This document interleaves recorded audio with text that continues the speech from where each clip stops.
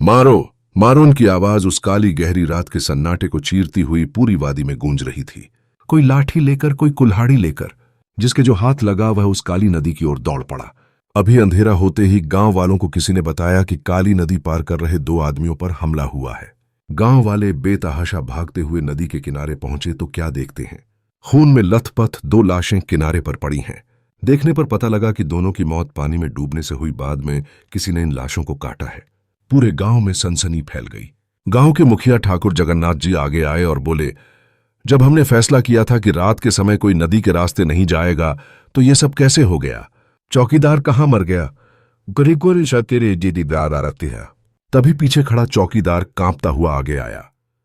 मालिक, मैंने तो इन्हें बहुत मना किया था, लेकिन ये तो शहर से आए पढ़े लिखे नौजवान थे, इन्होंने मेरी एक बात नहीं मानी। हार कर मैं गांव वालों को बुलाने चला गया। आया तो ये सब देखा।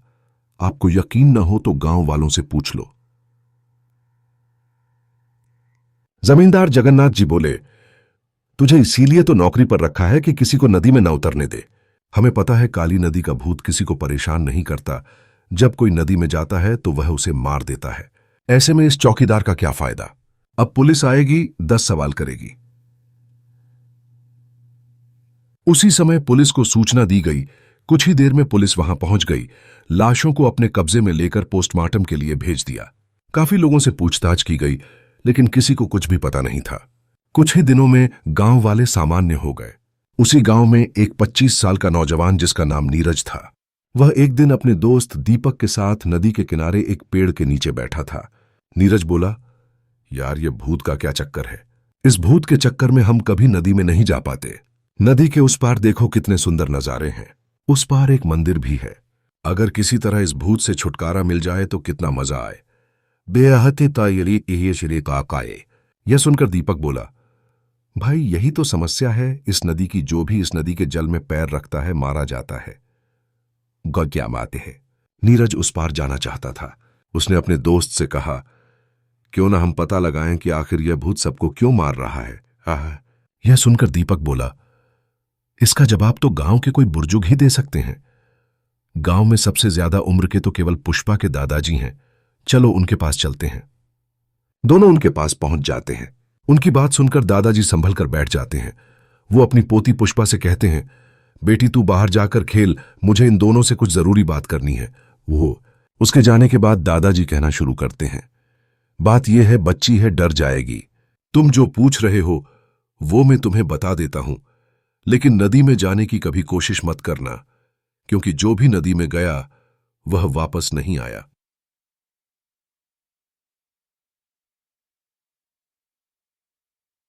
नीरज बोला, बाबा आप बताओ तो सही, बाकी हम पर छोड़ दो। दादाजी ने कहना शुरू किया, बेटा ये सब गांव वालों के ही कर्मों का फल है। इस गांव में मुकुंद नाम का एक सीधा सादा किसान रहता था।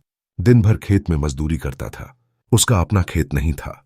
वह तो उस समय के जमींदार के खेत में मजदूरी करता था। वह पूजा पाठ करने वाला आदमी था। रात को जब वह अपने घर पहुंचता तो उसकी पत्नी पूजा की थाली तैयार रखती थी। पूजा की थाली लेकर वह रात को नदी किनारे बंधी नाव से दूसरे किनारे के मंदिर में जाता था। उस मंदिर में कोई नहीं जाता था, केवल मुकुंद ही जाता था। मंदिर की साफ सफाई करता, उसे फूलों से सजाता, भगवान की पूजा करता, उन्हें भोग लगाता और वापस आ जाता था। एक बार नदी में भयानक बाढ़ आ रही थी, लेकिन मुकुंद नहीं माना, वह चला गया। जब वह पूजा करके वापस आया तो नाव नदी के तेज बहाव में बहने लगी। मुकुंद ने नाव से कूदकर अपनी जान बचाई। वह किसी तरह तैरता हुआ किनारे पर पहुंचा। उसकी पूजा की थाली का सिंदूर उसके पूरे चेहरे पर बिखर गया था। वह इस अवस्था में घर की ओर चल दिया। रास्ते में उसे कुछ गांव वाले मिले। उन्होंने मुकुंद को पकड़ लिया। वह चिल्लाता रहा, लेकिन गांव वालों ने उसे तांत्रिक समझकर उसकी पिटाई शुरू कर दी।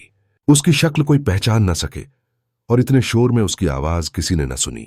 मारने के बाद उसकी लाश को नदी में बहा दिया। बस तभी से वह गुस्से में है। उसका भूत इसी नदी में रहता है और जो भी नदी पार करने की कोशिश करता है वह उसे मार देता है। नीरज और दीपक दोनों उस भूत की आत्मा की शांति के लिए गांव के पंडित जी के पास पहुंच जाते हैं। पंडित जी मना कर देते हैं। फिर वे दोनों जमींदार जगन्नाथ जी की हवेली पर पहुंच जाते हैं। जगन्नाथ जी उनका साथ देने के लिए तैयार हो जाते हैं। जमींदार जगन्नाथ नीरज और दीपक को साथ लेकर दूसरे गांव पहुंच जाते हैं। वहां से कुछ दूर बॉर्डर था। वहीं पास में फौजी कैंप थे, जहां फौजियों ने नदी पर पुल बना रखा था। जगन्नाथ जी और गांव वालों ने फौज के कैप्टन से बात की। कैप्टन से परमिशन लेकर वे सब उस पुल से दूसरे किनारे पर बने उस मंदिर में पहुंच जाते हैं जहां मुकुंद पूजा करने जाया करता था। अगले दिन उसको मुक्ति दिलाने के लिए पूजा रखी जाती है। बाकी गांव वाले इस किनारे पर खड़े हो मंदिर में होने वाली पूजा को देख रहे थे। पूजा जब खत्म होने वाली होती है तो चारों ओर से अजीब सी आवाजें आने लगती हैं। तब पंडित जी कहते हैं, मुकुंद, गांव वाले अपनी गलती मान रहे हैं, इन्हें माफ कर दो और ये दोनों बच्चे तुम्हारा पिंड दान कर रहे हैं। अब तुम मुक्ति की ओर जाओ और भटकना छोड़कर भगवान के धाम चले जाओ। पंडित जी ने पूजा समाप्त करके नीरज और दीपक से पिंडदान करवाया। उसके बाद धीरे धीरे वे आवाजें आना बंद हो गईं, जैसे कोई उनसे दूर जा रहा हो। उसके बाद जमींदार के साथ पंडित जी, नीरज, दीपक और गांव वाले एक नाव में बैठकर अपने गांव आ गए। दो नौजवानों की हिम्मत से गांव वालों को काली नदी के भूत से छुटकारा मिल गया। उसके बाद गांव वाले रोज सुबह सवेरे उस मंदिर में पूजा करने जाने लगे।